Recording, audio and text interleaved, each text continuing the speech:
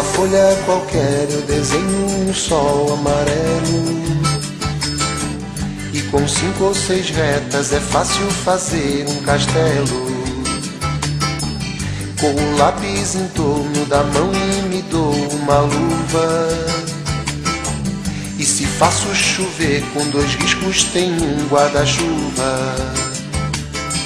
Se um pinguinho de tinta cai num pedacinho azul do papel, num instante imagino uma linda gaivota voar no céu. Vai voando, contornando a imensa curva, norte e sul, vou com ela, viajando Havaí, Pequim ou Istambul. Pinto um barco a vela, branco navegando, é tanto céu e mar num beijo azul. Entre as nuvens vem surgindo um lindo avião, rosa e grená, tudo em volta, colorindo com suas luzes a piscar.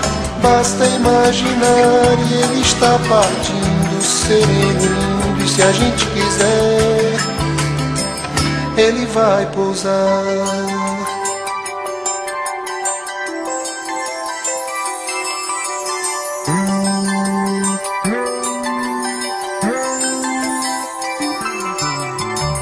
Numa folha qualquer eu desenho um navio de partida, com alguns bons amigos bebendo de bem com a vida. De uma América a outra eu consigo passar num segundo. Giro um simples compasso e num círculo eu faço o mundo. Um menino caminha e caminhando chega no muro, e ali logo em frente a esperar pela gente o futuro está. E o futuro é uma astronave que tentamos pilotar. Não tem tempo, nem piedade, nem tem hora de chegar. Sem pedir licença muda a nossa vida e depois convida a rir ou chorar.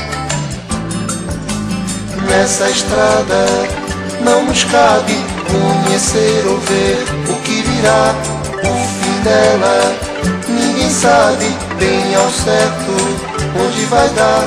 Vamos todos numa linda passarela de uma aquarela que um dia enfim descolorirá. Numa folha qualquer eu desenho um sol amarelo que descolorirá.